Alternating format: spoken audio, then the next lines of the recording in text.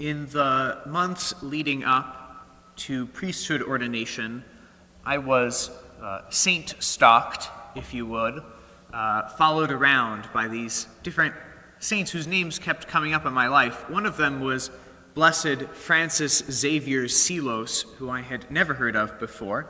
There was a relic of him at one of my classmates' first masses. And then the next weekend, I was in a sacristy in a parish that I had never been to before, and there was a book about him on the shelf. And then 2 weekends after that, actually just 1 weekend after that, I was in New Orleans for the wedding of 2 friends, and he was buried in that church. But another one of those saints who followed me around was Dorothy Day.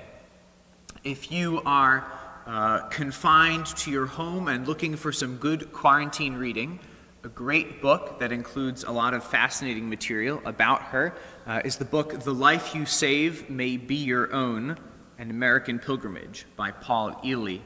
And in that book, Paul Ealy describes this fascinating and sort of hilarious encounter that Dorothy Day and the Catholic worker community had with the Internal Revenue Service in 1972. The Catholic worker community received a letter from the IRS saying that they owed $296,359 in fines, penalties, and unpaid income tax from the previous 6 years.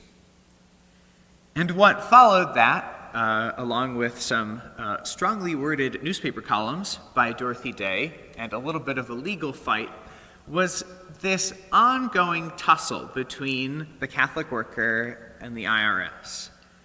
Because the IRS couldn't really understand what the Catholic worker did. And Dorothy Day and the Catholic worker kept explaining, we're a community, we're not a family or household, but we're also not a business, but we're also not a nonprofit. We're just people. So we're not filing for any kind of corporation status.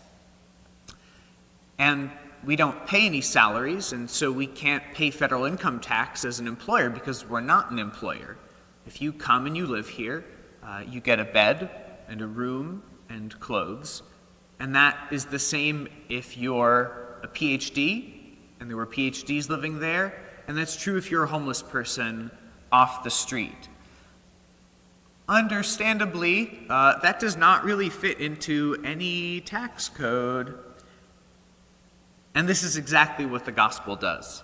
It is sort of confounding, and what is confounding in the Acts of the Apostles right now as we set out in the adventure of the early church is not just that the apostles have these incredible healing powers, but almost just as confusing and as marvelous as that is the fact that the community of believers was of one heart and mind, and no one claimed that any of his possessions was his own. That's what the Catholic worker was modeled off of, and it confounds all of our categories that we're accustomed to of property and of the ways that we live. The risen Christ breaks open all of our categories.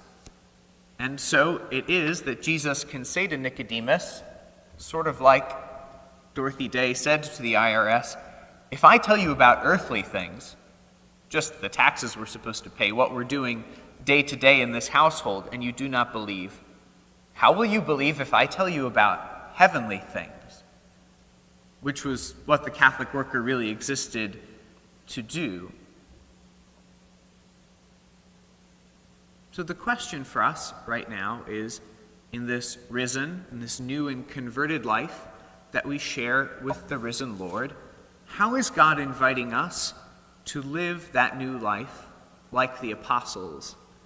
Mother Teresa had a great rule, very practical. Every time you get a new piece of clothing, you give one away, so that you're never increasing the amount of what you own.